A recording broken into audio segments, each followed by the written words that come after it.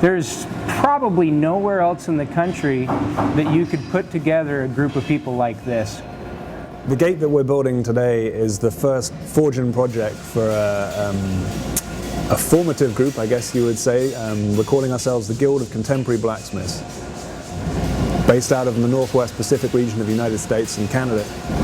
We're a group of professional smiths entirely dedicated to promoting what we do as contemporary blacksmiths to increase, hopefully, the volume of the work that we're producing.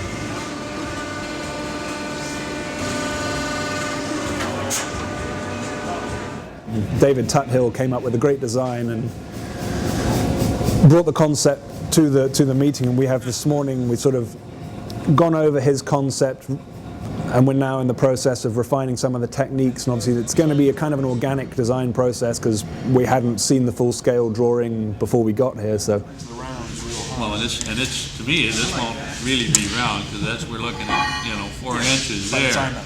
As you draw a design, you generally visualize it in your head in 3 dimensions and can figure out the processes you would use if you were doing it yourself. So for the rest of us, it's, we have to kind of jumpstart that process and leap in secondhand, but it's fun. It makes the project really exciting. There's going to be a bunch of chaos this morning, the first morning, as we try and figure out how we're going to make particular sections work. And drawing is a 2-dimensional workpiece. The gate's a 3-dimensional piece, and we work the material in the full 3 dimensions. So it's going to be exciting. A lot of fun.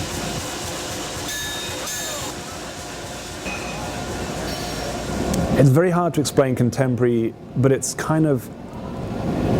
almost like saying that the individual smith, the aesthetic of that smith drives the work. They're a product of the process. Like the actual plastic expansion and moving of the material often drives a lot of the actual design work. The tradition of blacksmithing to a blacksmith is very strong, but it is also a large pair of handcuffs, because when you go to a client and say, I do contemporary blacksmithing, they say, oh, do you mean raw ironwork? And by that they mean, do you make curly-whirly stuff that looks like maybe it came out of a castle in France? You have to have an understanding of everything that went before you can launch from that. But it is. This is the 21st century. We have all incredible technology.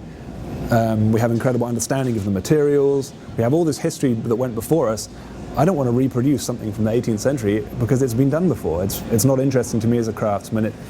No one lives in an 18th century house. No one has bed bugs. Well, they do have bed bugs now. Maybe it's coming back. Who knows? We don't wear powdered wigs and breeches. It's like the history is history. It's been done. It's been done excessively. We can offer all this incredible work. Let's do it. It's to take everything that we had and push it forward.